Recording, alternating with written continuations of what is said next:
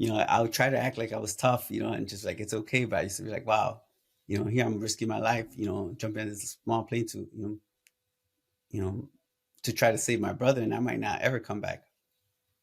Um, yeah, so I end up, we end up leaving Culiacan in the small Cessna and went into the mountains of Sinaloa and Durango, and we landed on this private airstrip that was, on the side of a mountain, and we were met by Chapo's like small militia group, and I was actually taken to his meeting spot. It wasn't the best of introductions. I'll say that he was, cordial. He was respectful, but yet he had other things on his mind, like his $10 million. So The opinions of the guests and host are their own and do not represent the opinions of Ironclad, the Border Patrol, or the Department of Homeland Security.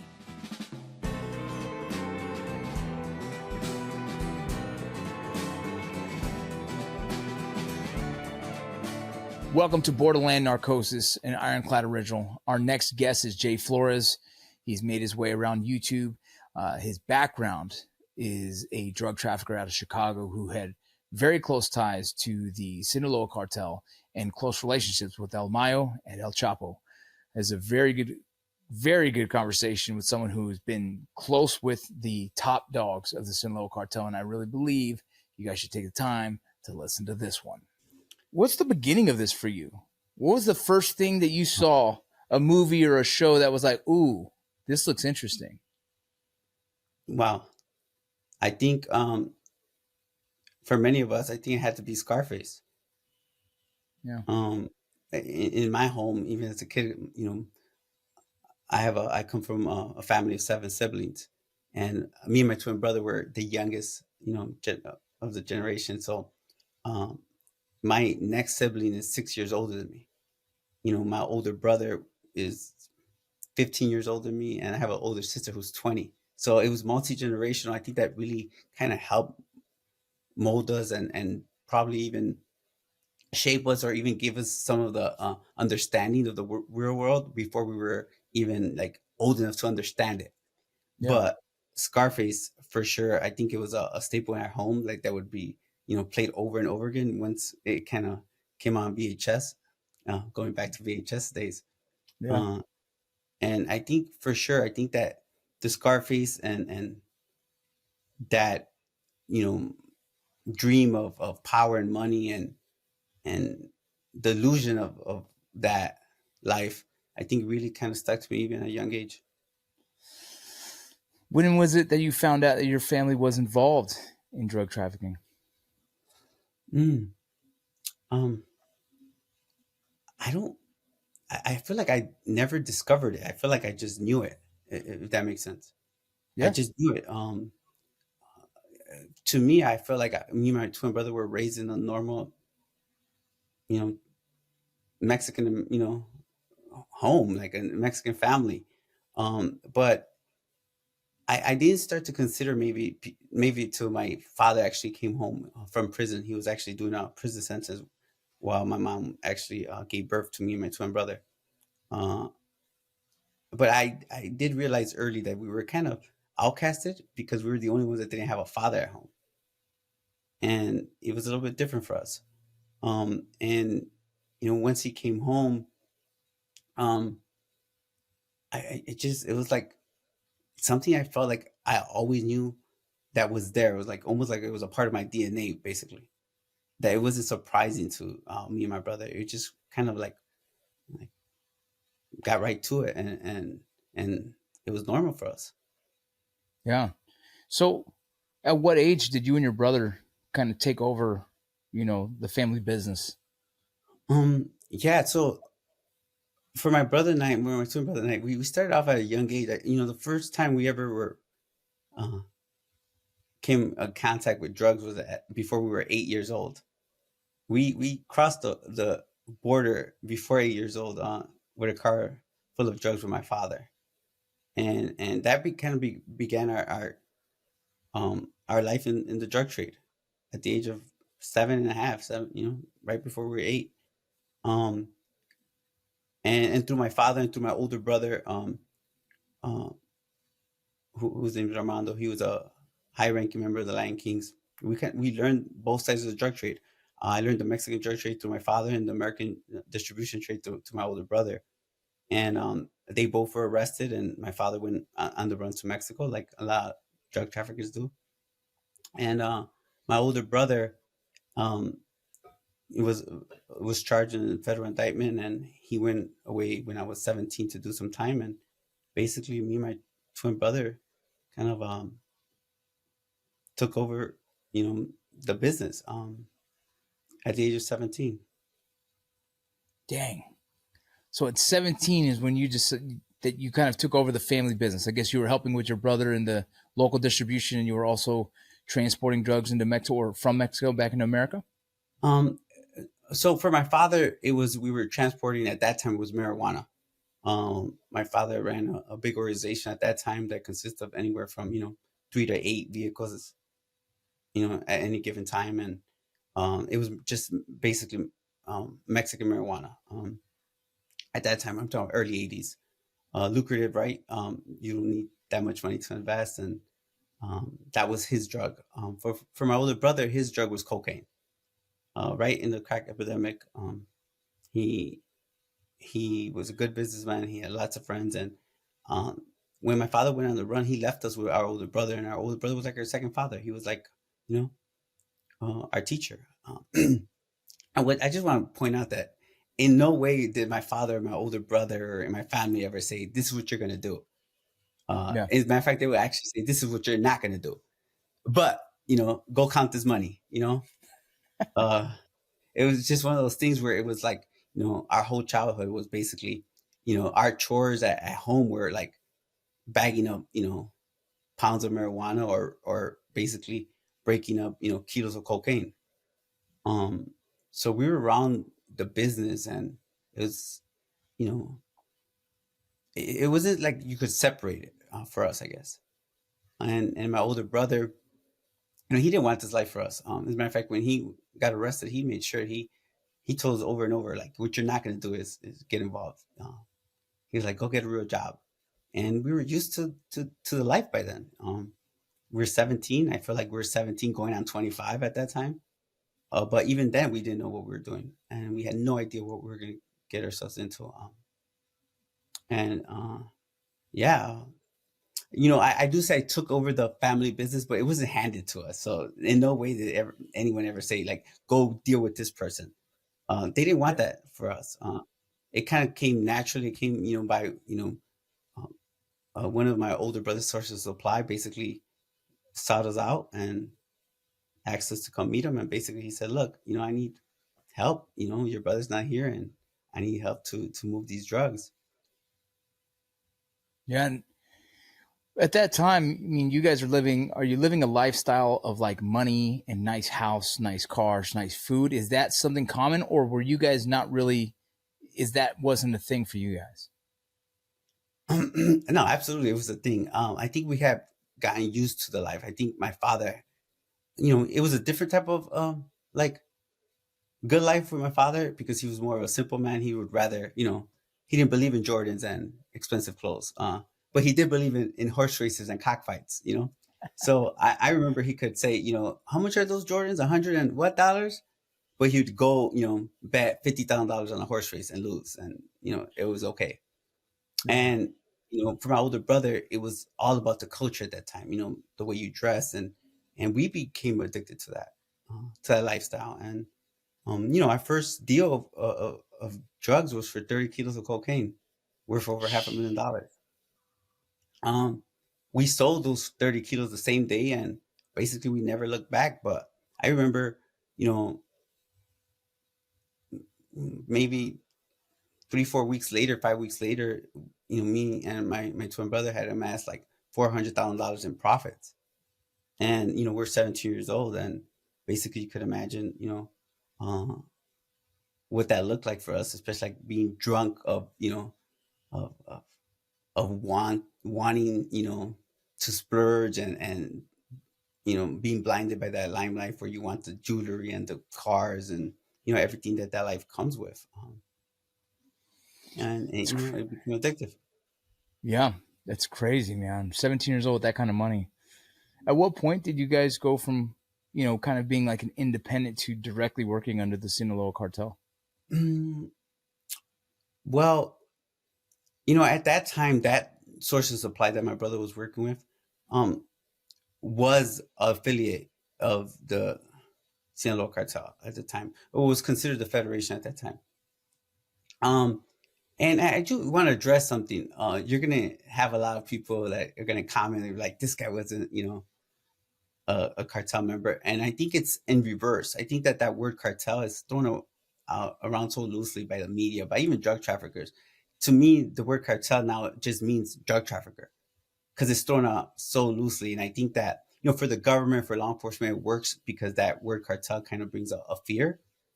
But in reality, none of these people that are called cartel members are part of any real have a real connection with a Mexican drug cartel.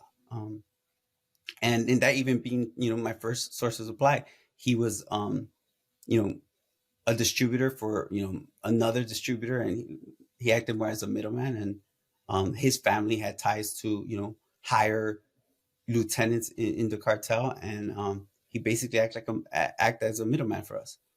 Um, and we began with 30 kilos, and you know I always try to be careful how I kind of explain the story because my twin brother always tells me like you make it seem like it was this like Disney World trip, of fun, and he's right. You know, the money was great, but there also came so many problems, and it was a lot of miserable times for my family. With money comes a lot of suffering. Of every type. We had home invasions and kidnappings and all that stuff that comes with that life. But you know, by the time we were 18, we were already millionaires, and by the time we started off in 1998, by the late 2000s, we were already moving 1,200 kilos of cocaine um, around in Chicago and around Chicagoland. So at that time we were making a lot of money even for us.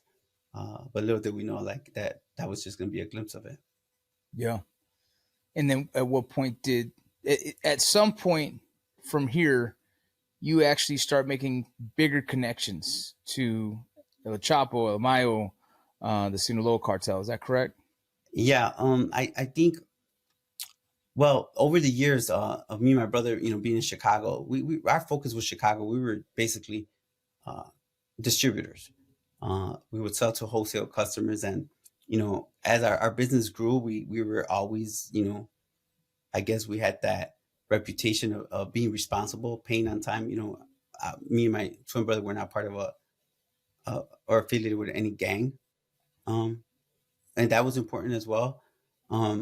But by the time 2001 came around, we were already selling over 2,000 kilos of cocaine a month, and with that comes people being interested in knowing, and I guess they started inquiring about who were these customers in Chicago, and we started making more connections until a friend of associate of my father's uh, actually sought us out and went looking for us, and he was going to be the direct link to Chapo, Mayo, and the rest of the Sinaloa cartel.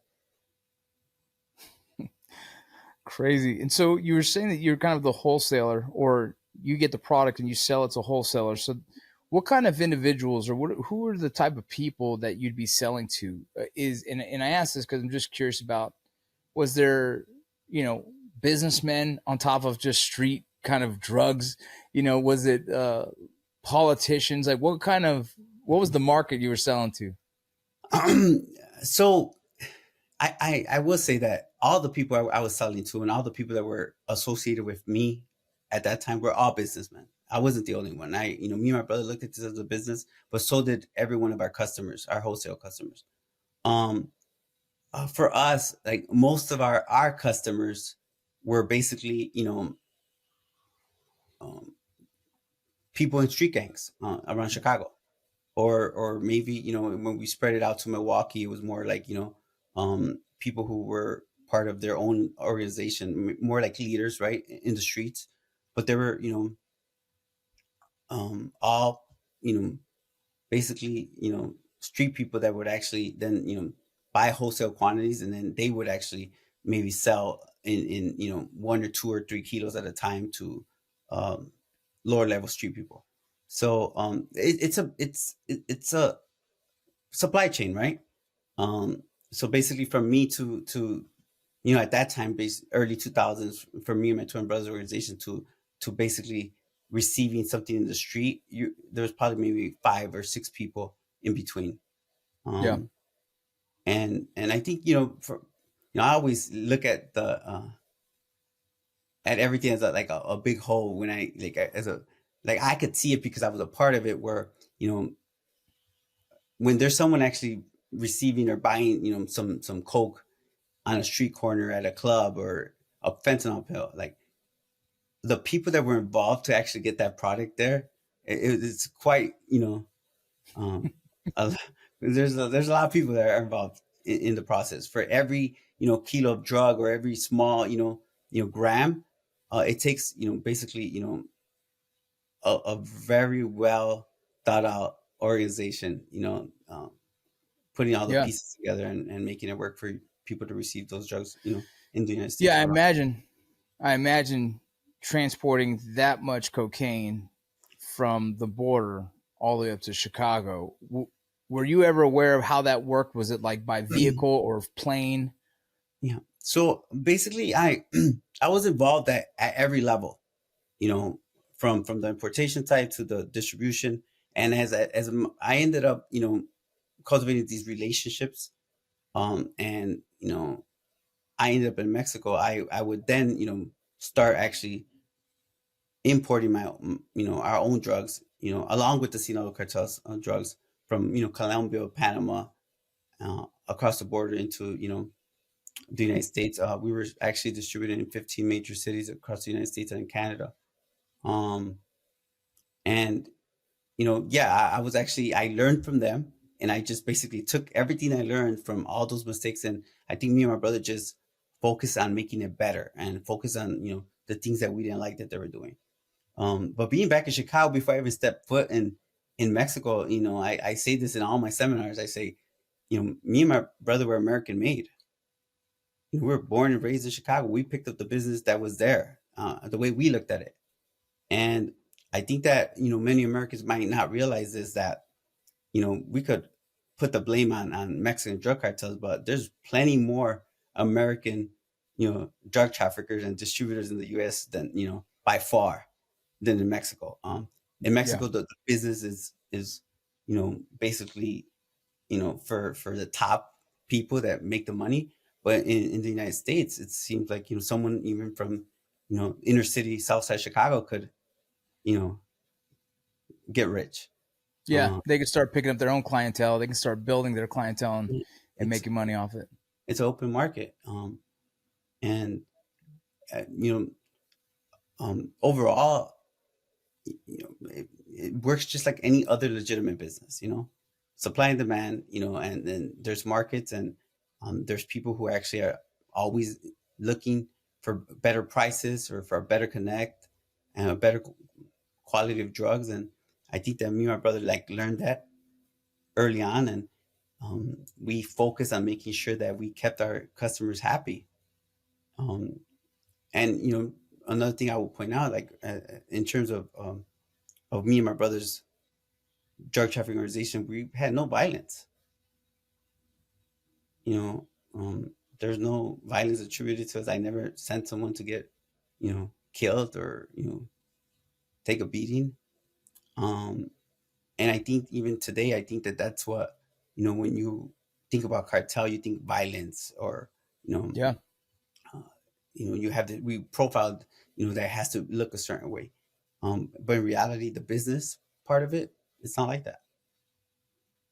Did you ever have to, pay a law enforcement officer here or there, someone corrupt? Did you ever have to put some money towards some politicians so they can pass something? And were you involved in any of that kind of, corruption? You know what? Yes, I was involved on both sides of the border. And this is going to be kind of probably unique and probably surprise you. Is the only time I ever paid law enforcement in the United States was when, when they actually were corrupted and they were actually using that against us. My twin brother was kidnapped for ransom by Chicago police narcotics Wow. officer, um, and a crew working out of Chicago who basically would target drug traffickers and people who were doing and doing illicit crimes, and he would target them, and they would use the Chicago police to actually arrest them. So my brother was actually pulled over by the Chicago police and put in handcuffs and then thrown behind the back of a white van, and I had to pay a $2.7 million ransom. Whoa, to a crooked, corrupt law enforcement that was already crooked, and they knew that they can get the money off of you guys. Yeah. Wow. I think that later on when they were charged, I think I'm not sure how many kidnappings were directly linked to this fraction of Chicago police, but in total, I think there was like 43 kidnappings that took place. Did they ever get caught? Yeah. That was part of a when I first turned myself, me and my twin brother are going to turn ourselves in. That's going to be part of our first, I guess, initial cooperation here in the United States.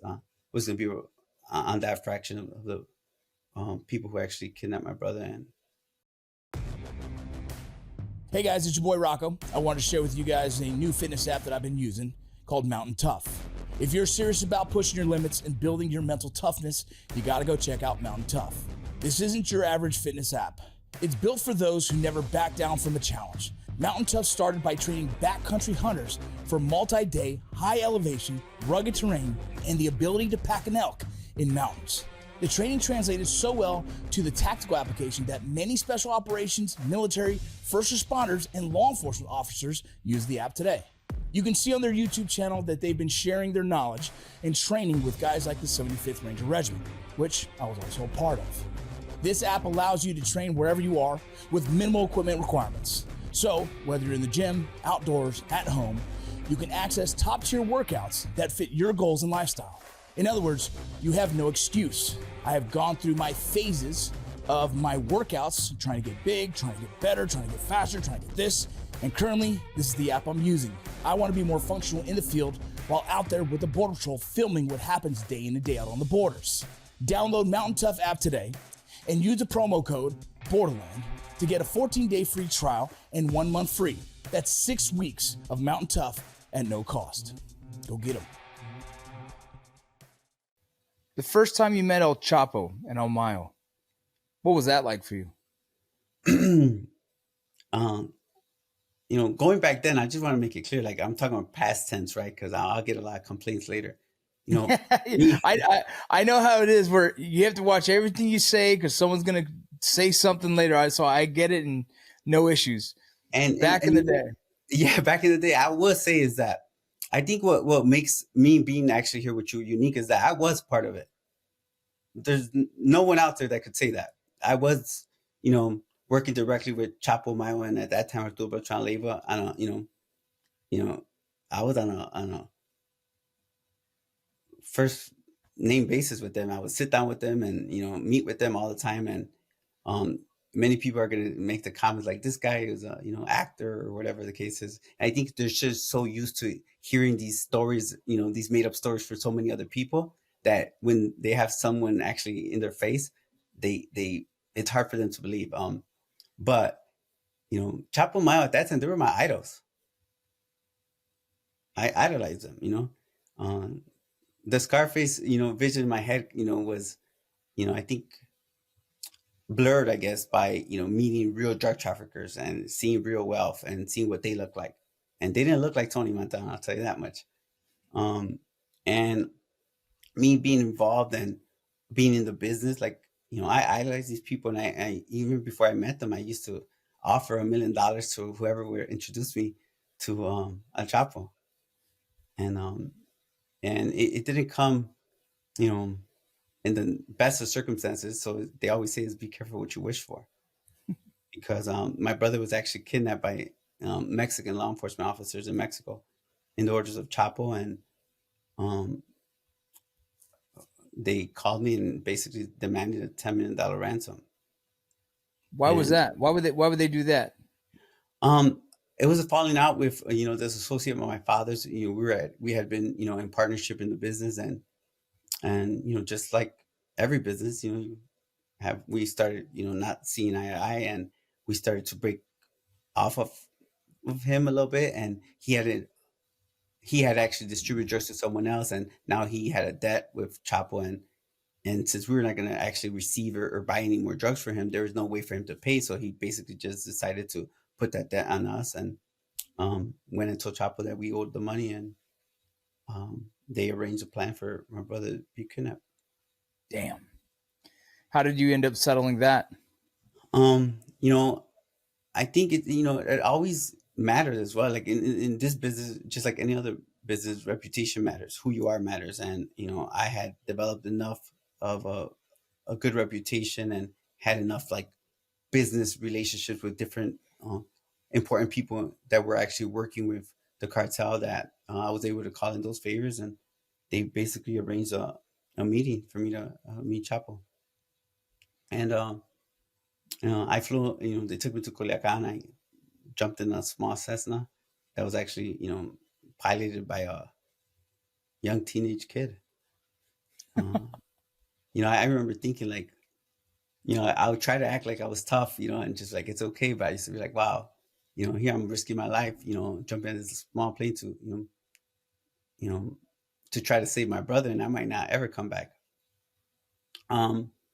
Yeah, so I end up, we end up leaving Culiacan in the small Cessna and went into the mountains of Sinaloa and Durango, and we landed on this private airstrip that was, on the side of a mountain, and we were met by Chapo's like small militia group, and I was actually taken to his meeting spot, and it wasn't the best of introductions. I'll say that he was, cordial, he was respectful, but yet he had other things on his mind, like his $10 million. So, I think that what helped my brother and I actually, grow and become successful here was because the way we looked.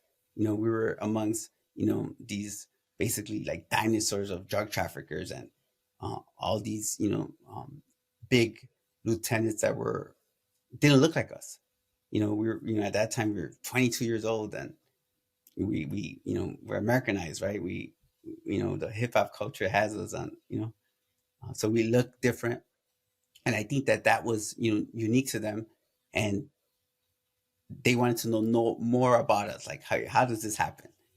And basically, I end up telling him my whole story, and he was quiet, and he had a very serious look to him. Not the nicest of look. I'm me understanding who he was and the power that he had. I was nervous, um, and basically he was just curious. I remember out of nowhere he just like I'm thinking he's gonna talk to me about the business or talk to me about something. He was like, what does your parents do for what does your family do for a living? Where you're from? And I was like, I stood quiet for a second. It was kind of planned. I said, we sell drugs. And he laughed. He said, good business, huh? I said, well, sometimes, you know? And yeah, our relationship began that way. And, I always explain to everyone that, I went to meet, one of the biggest drug lords in the world who had my brother tied up, who was being tortured. And, I left the mountain with a business partner and a friend. Wow. So um, Crazy. that was going to be the beginning of my, um, dealings with, the direct, bosses of the Sinaloa Cartel. Why does your brother keep getting kidnapped? What's he doing? Is his part of the job different? You know what? I think, we're identical twins. They have to say we're two faced, and we're like, yeah. In this case, we are, right. He carries one face always, and he's real as a matter of fact, and he just doesn't. he doesn't take no BS. He's, he always had a stronger character than me, and his personality was just, real serious. And I think that I was probably more the social person. I was more of the, outgoing person. And I think that played a big part of people actually liking me, or maybe, you know, um, a lot has to do with wrong place, wrong time as well. But I Yeah. think that, for looking back now today, especially with what I'm doing, I feel like it was supposed to happen that way. You know, Here I am, talking to you, and my brother does not like interviews. My brother doesn't not like, even talking about this part of our life. And I think it has a lot to do with, all the stuff he went through that kind of made him like be more guarded. And then here I am put in situations where I have to, negotiate his ransom. I have to, negotiate, payments, and talk to people, and convince people, and to rescue him. And now it makes it a little bit easier for me, to sit here in front of you, and share this with you. Yeah. How many years did you have a relationship with El Chapo and El Mayo? Um, my relationship with them directly started in early of 2005, and it ended, I guess, when me and my brother decided to turn ourselves in on November 30th of 2008. Um, so we had a relationship for close to 4 years. What was the reason why you felt it was time to turn yourself in? You know what? I think it was my experience, and having, those, being involved at those levels with the cartel, as well as maturity, you know, and my upbringing. By then, I was basically 27 years old. I hadn't even turned 27 when I decided to do this. And I just felt like, I started to kind of like wake up, and now I have kids, and I'm thinking like, what, I want to, you know grow old with my kids. I want to, give them the life that I never got to have, and I didn't want them to kind of grow up in the same cycle. And at worst, I remember even thinking, that around that time, it was the same time that Chapo's sons and Mayo sons were starting to be more involved in the business. And I think that really kind of gave me an example of like the cycle that we were kind of putting our family through. My father, my older brothers, just different generation. Now here, me and my brother were, again, at different levels, right? But there's a lot of suffering. A lot of politics. And for my brother and I, we always said that it was a business for us. That was about the money. And we started to realize that it didn't matter if you didn't engage in violence, if you were, if you did everything correctly in the business, that no matter what, you were going to have enemies, and there was a chance that you were not going to make it. And um, people always, have this comment about my brother and I, that we were fearful, we were like scared, so we decided, uh, to like, reach out to government. I will say that I don't remember there was a time in even in Chicago that I wasn't scared. I wasn't fearful. Basically, to me and my brother, we like live with, a gun to our head each and every day that we were in that life. So, um, you know, in thinking about just wanting a better life, and thinking that we were going to risk our life, I remember just me and my brother saying like, look, we risk our life for bad, for nothing really, every day. We might as well just risk it for doing something good, for the chance and opportunity to actually change our life. Because I know that people are going to be upset about this too as well. That the saying goes, right, money isn't happiness, and money's not going to buy you happiness. Um, and I think that it would take for you to have money to understand that part. Like to have the type of money that basically we were dealing with at the time. And um, you know, I we're family men. Um, Me and my brother are both married to daughters of retired Chicago police officers. Oh, wow. And I always say that it was planned. There was just by coincidence, and I think that they played a big part. in us wanting, better for our families. And it wasn't an easy, decision to make, because this is the life I that I only knew. And um, but I think it was the best decision that me and my brother ever made. What was the most difficult part about it, about going to the government and cooperating with them? Um, I know it's a common thing today, to cooperate. I think me and my brother have a lot to do with that. Being at one time we were actually like labeled with being the most important uh, witnesses for the DEA in history. Um, the cooperation part, the being a traitor, I guess. Uh, our whole life was surrounded by nothing but criminals. Our families, like everything we ever known. Um, and we were also kind of like imprisoned by that pressure as well, of always being the go-to guys, always being, the guys with the answers. And for many years we were the ones that everyone cooperated against. And for my father, that was like the worst thing you could have been. He basically, our whole life is, he blamed all his disappointments and everything that went wrong in his life in cooperators. And him being from Mexico, being a man's man, and he didn't believe in that. And I think, sometimes, the saying goes that you have to disappoint those people you care about the most. And I think that was a reality for me and my brother. Your father and your brother, where are they now right now? So my twin brother, he's doing well. He's completely, changed his life, and he's doing, a lot of great things. And um, my father was murdered because of my cooperation. Was he really?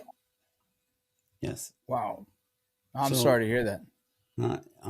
yeah, he, when we cooperated, the government helped us, helped our family, relocate from Mexico to the United States. And my father was, a fugitive at that time. And they gave him a visa for him to enter the country, along with my older brother, who was also, by that time, he was had been deported because he was born in Mexico.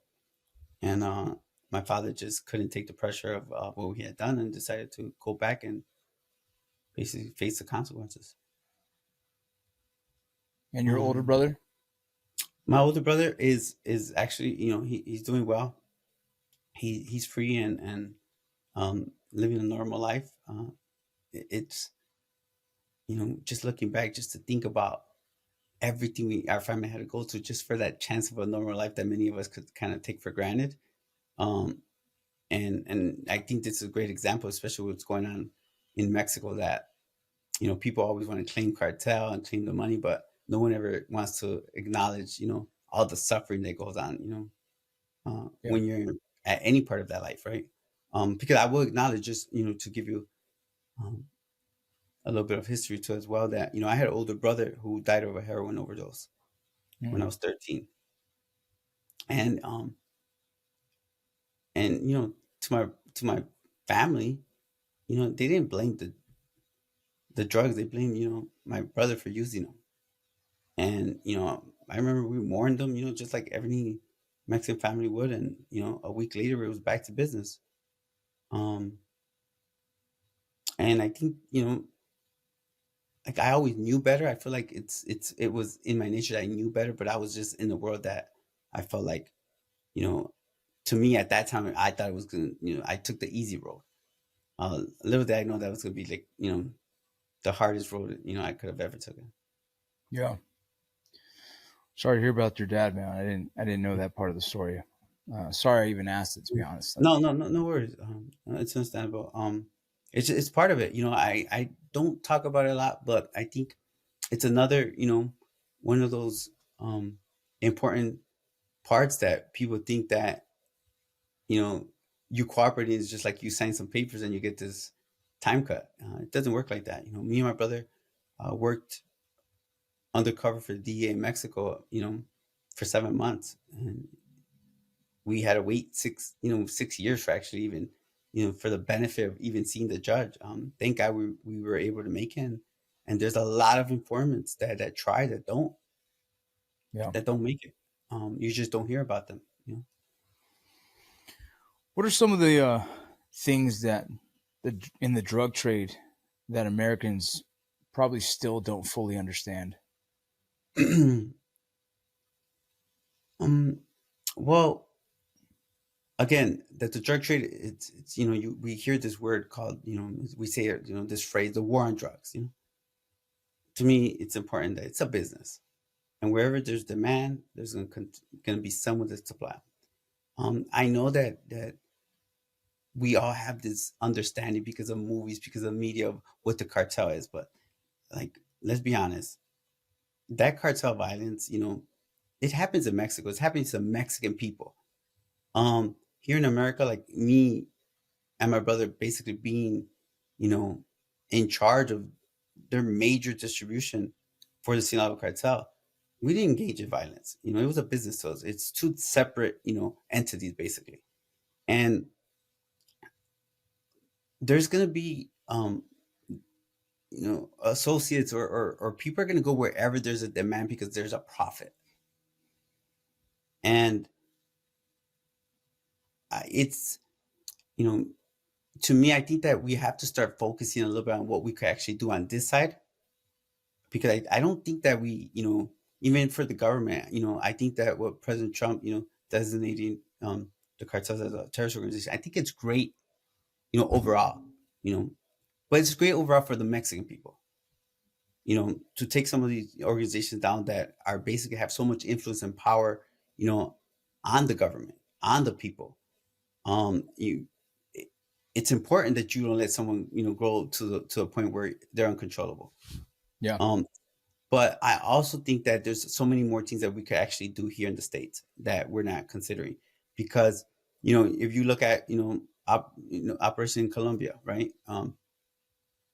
They did great. There's no more large drug cartels, but cocaine, the manufacturing of cocaine in Colombia is up. I think they said like 68% in the last, 15 years. The only thing that changed was that they don't use violence. All these organizations became smaller, wiser, smarter, richer. And the only difference now is that you have a Colombian drug trafficker that has a suit on instead of a vest. And I think that that's what's going to happen in Mexico. But I think we have to focus a lot more on prevention, to stop the demand on those drugs. If it's not Mexico today, it could be Canadians tomorrow, or any other country that's willing to take the chance, or people who are willing to take a chance. Because I know that the word cartel is always affiliated with Mexicans, but here I am, I'm American. I was probably one of two, I guess. It was me and my brother, and at one time it was LaBarbie. I'm sure you heard of him, who was American born, who I knew as well. But the business has expanded, and I think that what's coming is going to be a different world of drugs, because now you have synthetic drugs and opioids, and the manufacturing and the creation of synthetic drugs, and it's going to continue to evolve. And today it's like, 10 years ago, 20 years ago, you had thought that, public enemy number one was, the Sinaloa Cartel and cocaine and marijuana. And now look, now we're getting to new drugs, and now, it's going to be hard to kind of pinpoint who's going to be your next enemy, right? Who's going to be the next person responsible. Let me ask, can you talk about Mayo's arrest and who you believe is involved, or maybe who you know is involved?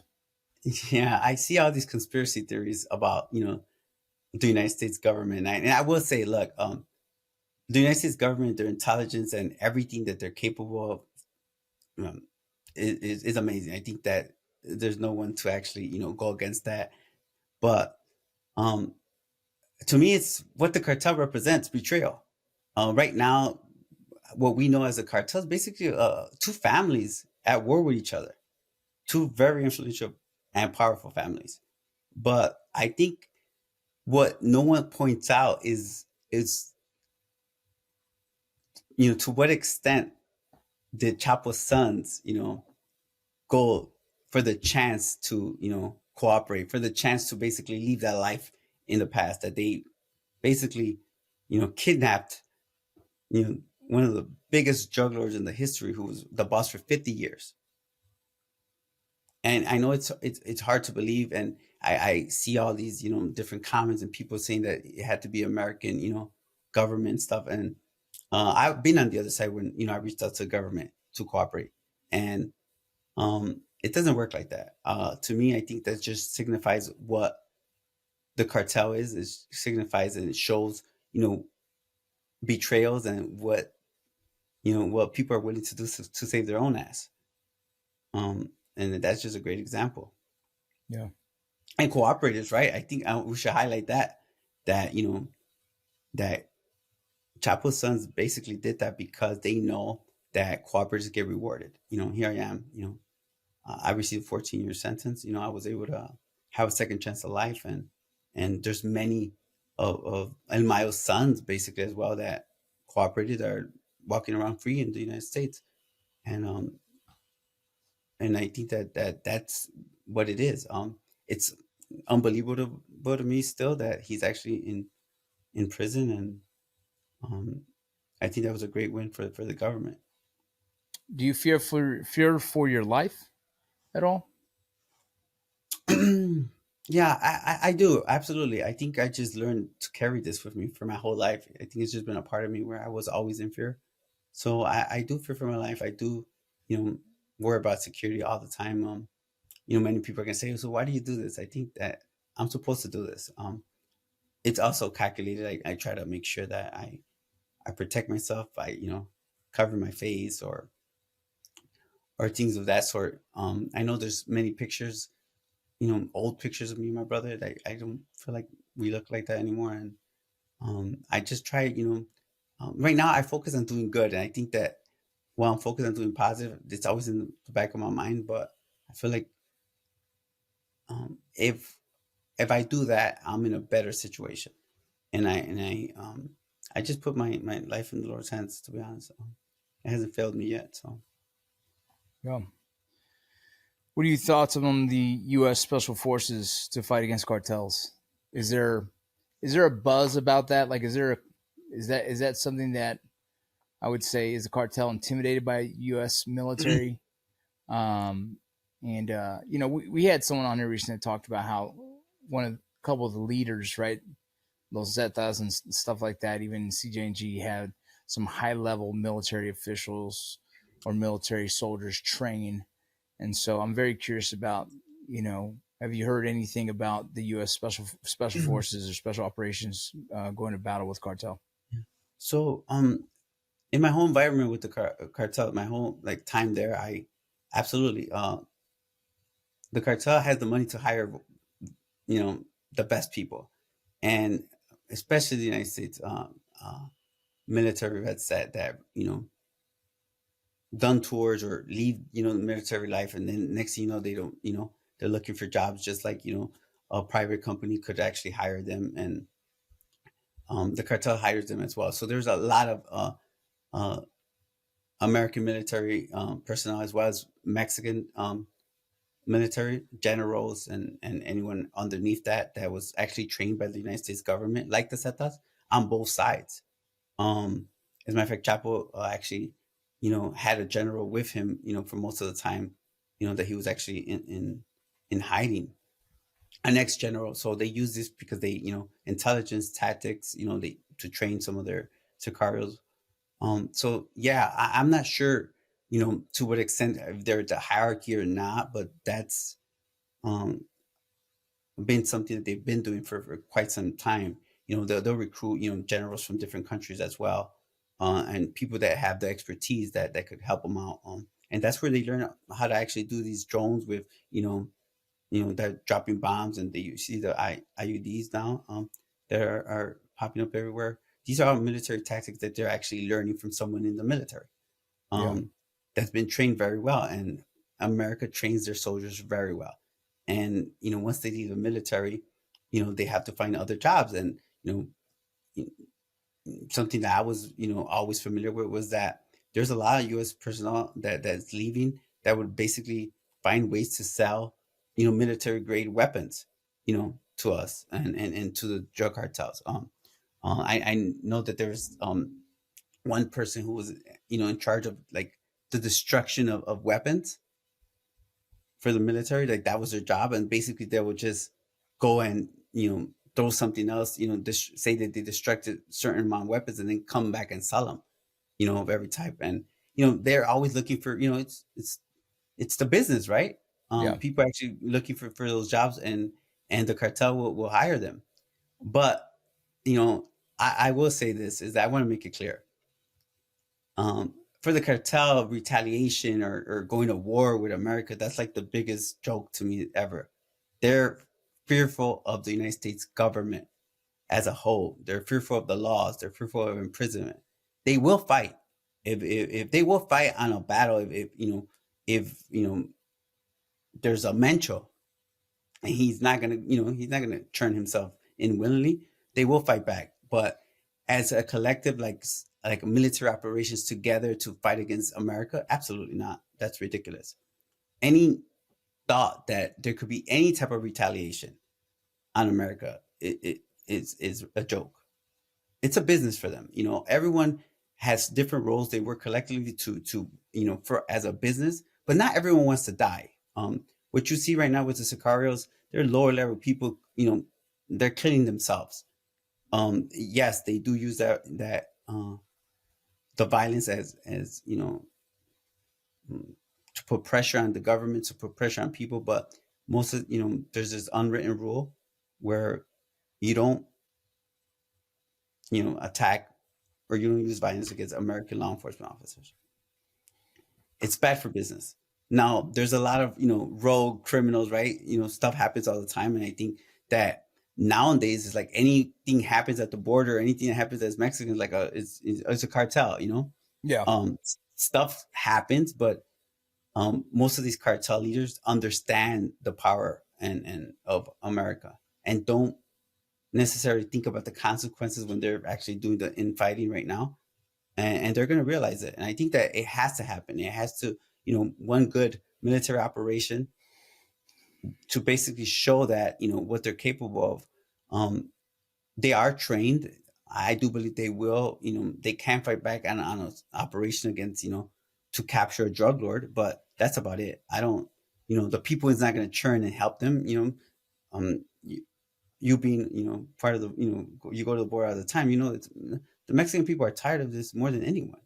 They live hostage to this criminal activity, and again, it's a business, right? A lot of those people who are important to the business. They're not in Culiacan. They're not in the war battles. You're not going to see the important people that are carrying, that know where all the money's at and are structuring the cocaine shipments and fentanyl shipments at going at war with another cartel. They're somewhere else in the different cities, and enjoying their life. So I think that everything has to be taken into account, and I understand that with everything that's been going on, especially at the border, especially with drug cartels, like it's something to worry about. But I 100% know that the United States government will have no issues. Not because they're not capable, because that's not what they're meant to do. They're not a militia. They're not, they're not playing politics. So I do believe that not only, would it help Mexico, I think it could help the United States as well. But more needs to be done. I think there's more needs to be done at the border. More needs to be done, in basically attacking the business of what it is, the drug business. And I think collectively, if the government puts a good plan together, I think that it could have a real big impact. Dude, I love it, man. Jay, honestly, thank you for opening up. Thank you for telling us your story, and thank you for the insight. I think our audience is going to honestly really enjoy this interview, man. Yeah, I appreciate it. Thank you for having me on, and it's been a privilege. One thing I before we go, I do think it's important to kind of point out that today I feel like I'm risking my life training law enforcement officers. And I think that these are some of the things that I'm always explaining to them, giving them an inside look on the business of drug trafficking, of cartel business. And one thing I will say that's underestimated is the volume of drugs that are coming into the country. I think that's underestimated. I think that no one ever is talking about the billions of dollars that are going across the border each and every month. And I think that is the key to actually, having a significant impact on the drug cartels, is going after the money. And that's been my mission.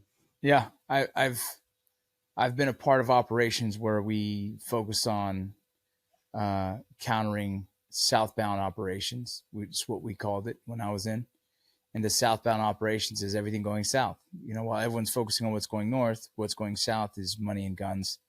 And yeah, I agree. I think if you're going to create some kind of funnel or some kind of pinch, you'll start disrupting organizations once you stop the flow of money. Yeah, I think those operations, they're not many. As you see, you remember when you used to do operation. That's the difference. I think more focus needs to be done. Me and my organization at times, working collectively with the Sinaloa Cartel, we could load up a semi truck with $40-50 million of bulk U.S. currency and send it across the border. And that's where I know that customs has a good has good seizures, but there's times that a semi could be loaded up with dozens of crates of grenades and rocket launchers and 50 cals, and it goes undisturbed because it's moving south, and all that high power military weapons is comes from the United States. Yeah. So I think that there's a couple more things that could be done to really have an impact, and I'm just glad to be part of the effort today, right? Not part of the problem. Yes, sir. Absolutely. Well, we appreciate it, Jay. And honestly, we'll find some time to circle back, and if there's something new that pops up and you want to bring that information to the audience, you're more than welcome here anytime. Well, thank you for having me on. I'm available anytime. I appreciate it. Thank you. Thank you for listening to Borderland Narcosis, an Ironclad original. Please don't forget to share, tell your friends, and if there's any guests that you'd like to see us have on, please put them in the comments. Take care.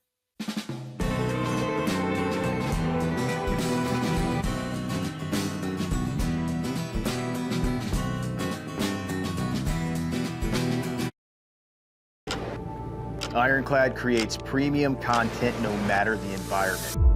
From extreme elements to unforgiving terrain, we thrive on crafting content that captures the essence of your brand in the most challenging conditions. Bring your brand story to life, ensuring your message leaves an impact. Ready to elevate your vision? Connect with us today at ironcladagency.com.